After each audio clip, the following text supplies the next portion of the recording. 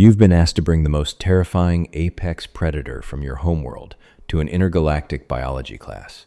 The alien students bring acid-spitting behemoths in reinforced titanium cages, but when the only human student walks in holding two tiny, fluffy pups, the class laughs until the biometric scanners start screaming.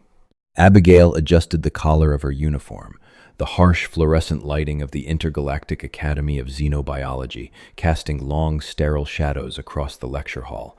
She was the only human in the entire sector, a representative of a recently discovered death world that the wider galactic community still viewed with a mixture of morbid curiosity and condescending pity. Humans didn't have armor plating, venomous fangs, or secondary nervous systems. To the rest of the galaxy, humanity's survival on Earth was considered a statistical anomaly. At the front of the amphitheater stood Professor Harrison. Despite his highly traditional Western name, a result of the Academy's mandatory universal translation matrix that assigned localized monikers to aid the human student's comprehension, Harrison was a towering, six-eyed, chitin-plated academic whose mandibles clicked whenever he was annoyed. "Attention, class." Professor Harrison's voice resonated through the translation implants, sounding like a stern British headmaster despite the terrifying jaws it originated from. "Next Tuesday is your midterm exhibition. You are to return to your homeworlds and procure a live apex predator. You will bring it into this secure facility, demonstrate its predatory capabilities, and, most importantly, display your species' dominance by subduing or controlling it. The creature must be kept in a Class 4 containment unit at all times." A ripple of excited murmurs spread through the tiered seating. To Abigail's left, a reptilian humanoid whose matrix-assigned name was Blake hissed in amusement. Blake was from an oceanic trench world, built like a walking tank with scales that could deflect low-yield blaster fire. "I'm bringing a bloodstalker from the deep vents," Blake boasted loudly to a multi-limbed student named Dexter. "It has venom that melts bone in 14 seconds. I've been taming it with an electro whip for a month. What about you, human?" Blake's slitted yellow eyes turned to Abigail, gleaming with mockery. "Going to bring one of those, what do you call them, squirrels? I read the restricted files on Earth.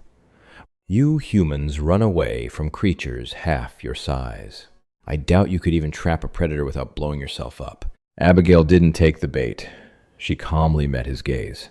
"I'll bring something suitable, Blake."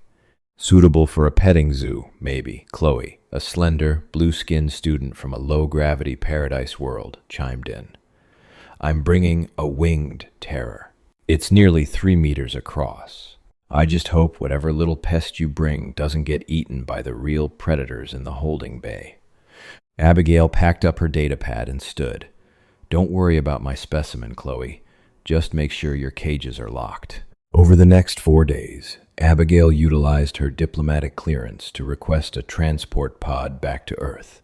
She didn't head to the African savannas to trank a lion. She didn't dive into the Pacific to wrangle a great white shark. She didn't even go looking for a grizzly bear. Instead, she took a shuttle to a specialized breeding and training facility nestled in the rugged mountains of Colorado, run by an old family friend named Arthur. Arthur had been briefed on the galactic community, though he found the whole thing ridiculous. "So, these bugs and lizards think they're tough because they use shock collars on giant monsters?" he asked, leaning against a wooden fence as he watched a pack of canines tear through an obstacle course. "Pretty much," Abigail replied, sipping a mug of black coffee. "They rely on physical dominance, energy weapons, and thick cages. They don't understand the concept of a symbiotic pack bond. They think a predator is just a mindless killing machine." "Well," Arthur smiled, a weathered, knowing grin. "We've been forging pacts with apex predators for 30,000 years. Which ones are you taking?" Abigail pointed to a shaded pen near the back of the facility. Inside, 2 6-month-old pups were wrestling in the dirt. One was a Siberian Husky mix, a storm of gray and white fur with piercing, ice blue eyes named Buster. The other was a pit bull mastiff cross, a dense, muscular block of brindle fur and boundless energy named Daisy. Are you sure? Arthur raised an eyebrow. They're barely out of the puppy phase. They haven't even grown into their paws yet. You could take one of the fully trained Belgian Malinois. No, Abigail said firmly. The assignment is to show control and dominance over an apex predator. The Malinois look too intimidating. The aliens won't learn the lesson unless they completely underestimate them first. I need them to look harmless.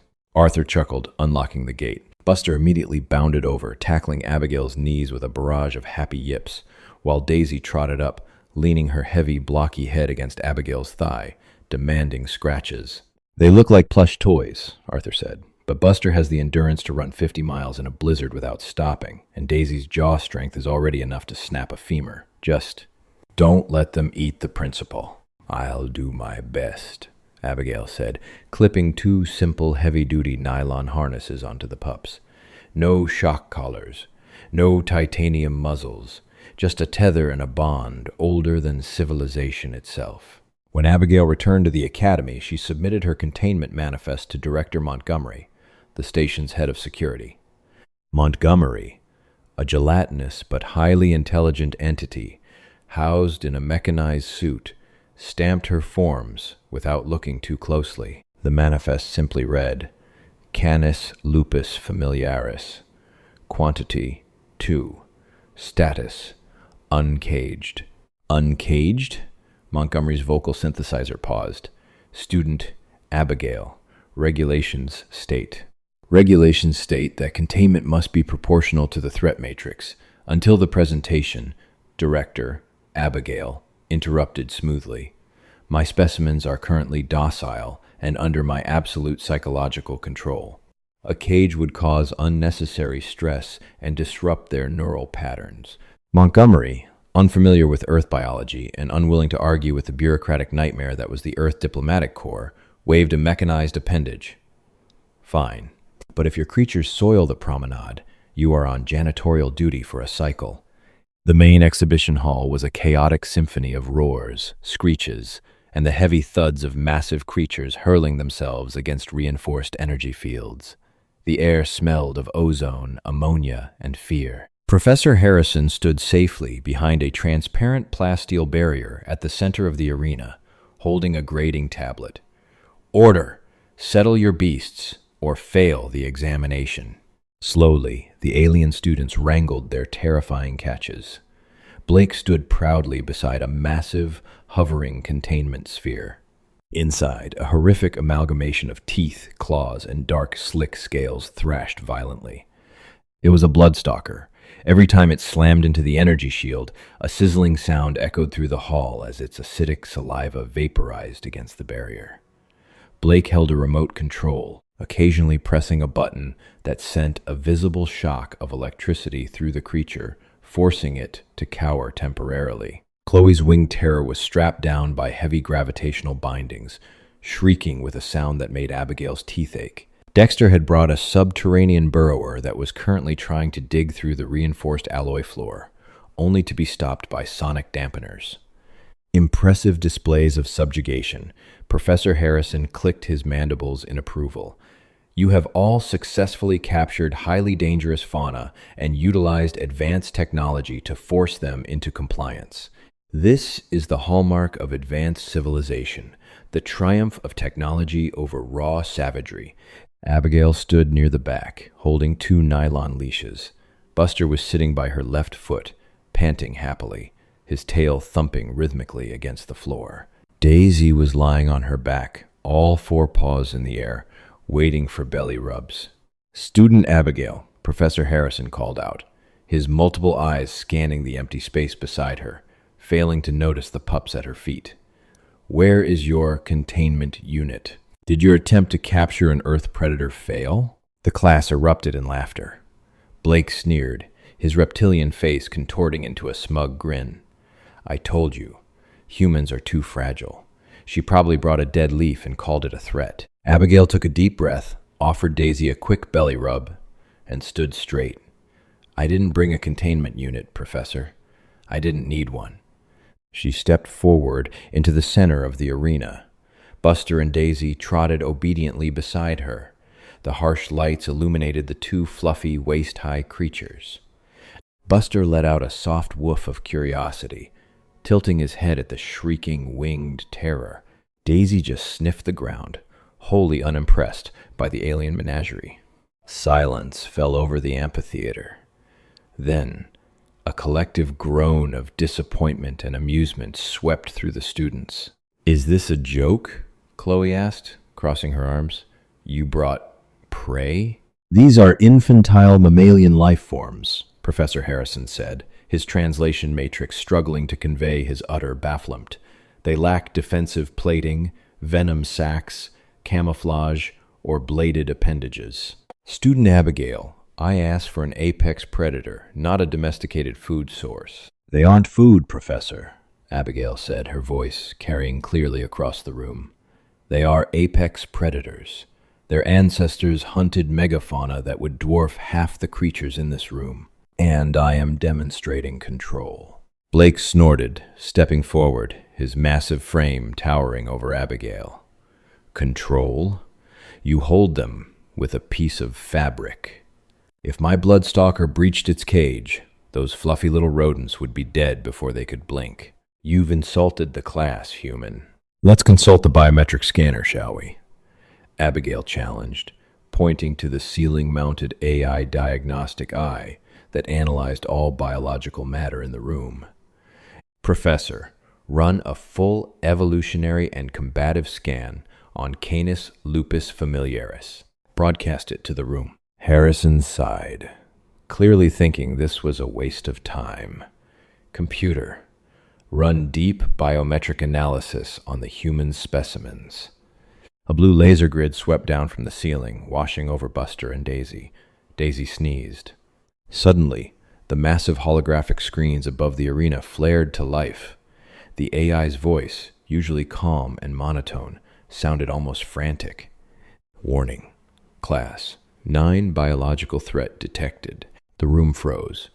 A Class 9 threat was reserved for bioweapons and planetary extinction events.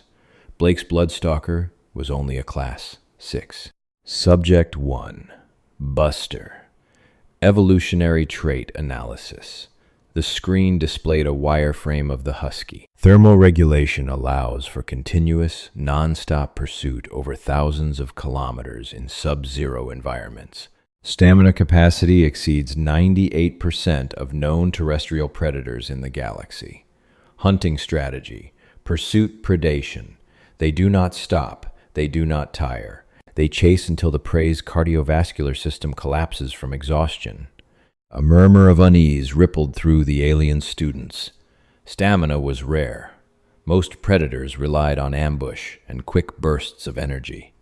A creature that simply followed you until you died of exhaustion was a psychological nightmare. Subject 2. Daisy. Evolutionary trait analysis.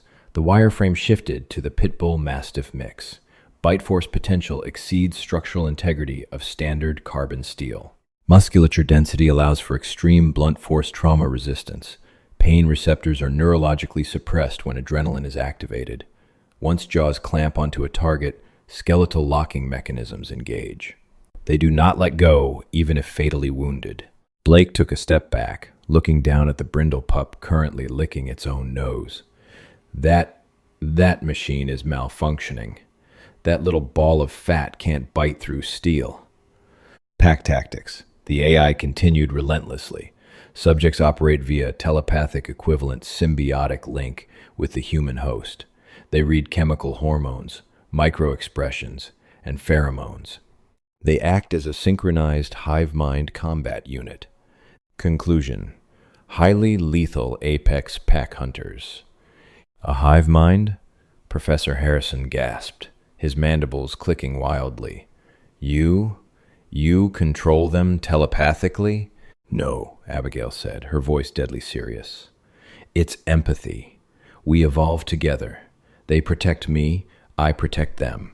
I don't need a titanium cage or a shock collar, Blake, because they want to be here. Lies! Blake roared, his pride wounded. It's a trick! The Earth delegation hacked the scanners. I'll show you what a real predator looks like." Before Professor Harrison or Abigail could stop him, Blake slammed his fist onto his control console, deactivating the shock collar frequencies and overriding the energy shield of his containment sphere. "Blake, no!" Harrison shouted. The stasis field dropped. The Bloodstalker, suddenly free from the agonizing electricity, exploded from the cage.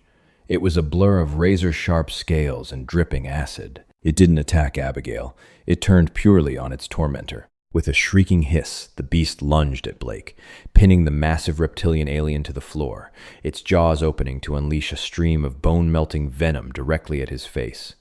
Blake screamed, his thick arms completely pinned by the beast's immense weight. The rest of the class scattered in absolute terror. The advanced technology had failed. Abigail didn't panic. She didn't draw a weapon. She simply dropped the 2 nylon leashes. "Buster. Daisy." Her voice was sharp, a tone ringing with thousands of years of primal authority. "Get it." The air in the lecture hall shattered with the sound of a command that wasn't shouted in panic, but delivered with the chilling, absolute authority of a species that had spent 30 millennia taming the wild. "Get it." The transformation was instantaneous. The 2 fluffy, seemingly innocuous pups didn't just react. They erupted. The playful demeanor vanished, replaced by the lethal, hyper-focused instinct of Earth's oldest alliance. Buster moved first. The husky mix was a gray and white blur, his genetic lineage built for endless, agonizing endurance across frozen tundras. He didn't attack the Bloodstalker head-on. Instead, he flanked it, moving with a silent, terrifying speed that defied his bulky appearance. As the monstrous alien reared back to spew a second volley of bone-melting acid onto Blake's face, Buster let out a sharp, ear-piercing bark directly into the creature's sensitive auditory receptors. The Bloodstalker flinched, its heavy, scaly head snapping toward the distraction. It spat a glob of highly pressurized acid, but Buster was already gone, his paws finding perfect traction on the slick plasteel floor. He bounded off the side of Blake's deactivated containment sphere, doing a mid-air rotation, and landed squarely on the stalker's armored back. He didn't try to bite through the scales, he just dug his claws in and began a frantic, disorienting, scratching assault on the beast's sensory ridges. The Bloodstalker screeched in confusion, thrashing its massive bulk to shake the agile canine off. In doing so, it exposed its soft, unarmored underbelly. That was all Daisy needed. If Buster was the scalpel, Daisy was the sledgehammer. The brindle pitbull mastiff cross didn't dance or dodge. She lowered her heavy, blocky head, her immense shoulder muscles bulging under her Ray Allen Manufacturing tactical harness. A real-world Earth brand, known for outfitting military working dogs, designed to withstand the kinetic force of a high-speed takedown. Daisy launched herself like a furry missile. She collided with the Bloodstalker's exposed flank with the kinetic energy of a speeding ground transport. The impact forced the breath from the alien creature's lungs in a hollow whump. Before the stalker could recover, Daisy's jaws found their mark. She clamped down onto the soft connective tissue just beneath the creature's primary scythe arm. The AI's earlier warning about skeletal locking mechanisms proved entirely accurate. Daisy's powerful masseter muscles engaged. Her jaw clamped shut with bone-crushing sigh, pounds per square inch. She didn't tear, she anchored. She planted her wide paws into the ground, lowered her center of gravity, and held the thrashing, screeching alien monster perfectly still. The Bloodstalker shrieked, a horrific sound of pain and sudden, terrifying realization. It was an apex predator, accustomed to dominating through chemical weaponry and sheer size. It had no evolutionary defense against a coordinated 2-pronged biological assault. It wildly swung its free appendages, trying to strike Daisy, but the pain suppressed its coordination, and Buster was back on the ground, nipping relentlessly at the beast's ankles, forcing it off balance. Blake lay frozen on the floor, acid smoking mere inches from his head, staring in wide-eyed horror as the 2 infantile mammalian lifeforms systematically dismantled his invincible beast. "Enough," Abigail said. Her voice wasn't raised. It was calm. The response was immediate. Daisy released her iron grip instantly, backing away 2 paces but keeping her eyes locked on the stalker. Buster stopped his flanking maneuvers and trotted back to Abigail's side. They didn't linger. They didn't revel in the kill. They simply returned to their alpha. The Bloodstalker, bleeding blue ichor and entirely demoralized, scrambled backward, curling into a defensive ball in the corner of the arena, whining pitifully. The entire amphitheater was plunged into a stunned, breathless silence. The alien students stared at Abigail, their translation matrices struggling to process the sheer tactical efficiency of what they had just witnessed. There were no remotes, no shock collars, no energy fields, just a word. Professor Harrison's mandibles clicked slowly, the sound echoing in the quiet room. "By the cosmos," he whispered. "Absolute behavioral override, no technological enforcement. They yielded an active kill just because you spoke." "That is the difference between subjugation and a pack, Professor," Abigail said, stepping forward to offer a hand to the trembling Blake.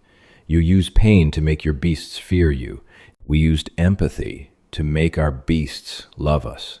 A slave will turn on you the second the collar breaks, as you just saw. But a dog will die for you voluntarily." Blake accepted her hand, hauling his massive, armored frame up. He looked at Daisy, who was currently sitting, panting heavily, a drop of blue alien blood on her nose. He swallowed hard. I apologize, human Abigail. Your world is terrifying." But the lesson wasn't over. The drama of the moment was violently interrupted by the shrieking wail of the facility's emergency sirens. Flashing crimson lights bathed the arena. Critical failure. Containment grid compromised. Director Montgomery's panicked, synthesized voice boomed over the intercom. "Attention."